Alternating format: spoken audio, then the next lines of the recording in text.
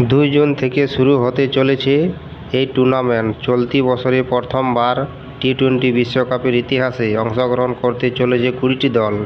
তবে 2 জুন থেকে এই টুর্নামেন্ট শুরু হয়ে গেলেও ভারতের সফর শুরু হবে আগামী 5 জুন থেকে। ওই দিন ভারতের দল মুখোমুখি হবে আয়ারল্যান্ডের বিরুদ্ধে। টি-20 বিশ্বকাপ হল ক্রিকেটের সবথেকে ছোট এবং আকর্ষণীয় টুর্নামেন্ট। পাশাপাশি এই বিশ্বকাপে কিছু নিয়ম রয়েছে। টি-20 বিশ্বকাপের কোনো ম্যাচ টাই হলে, অর্থাৎ বৃষ্টির জেরে ভেস্তে গেলে, সেক্ষেত্রে কী নিয়ম রয়েছে। কোনো ম্যাচের ক্ষেত্রে সেটা যদি টাই হয়, সেক্ষেত্রে খেলা হবে সুপার ওভার। সুপার ওভারও যদি টাই হয়ে যায়, সেক্ষেত্রে ফের সুপার ওভার খেলা হবে। বৃষ্টির ক্ষেত্রে নিয়ম কিছুটা আলাদা রয়েছে আইসিসির।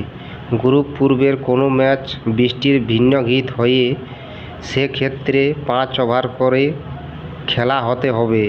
পাশাপাশি নকআউটের ক্ষেত্রে খেল হবে 10 ওভার করে। আইসিসির তরফের এই টুর্নামেন্টের সেমিফাইনালের ক্ষেত্রে একটি অদ্ভুত নিয়ম। এই টুর্নামেন্টের প্রথম সেমিফাইনাল খেলা হবে ত্রিনিদাদে। সেখানে রয়েছে রিজার্ভ ডে। তবে টুর্নামেন্টের দ্বিতীয় সেমিফাইনালটি সম্পন্ন হবে গায়ানাতে। এক্ষেত্রে কোনো রিজার্ভ ডে কিন্তু নেই। এর কারণ হল দ্বিতীয় সেমিফাইনাল ও ফাইনালের মাঝে মাত্র একদিনের গ্যাপ রয়েছে।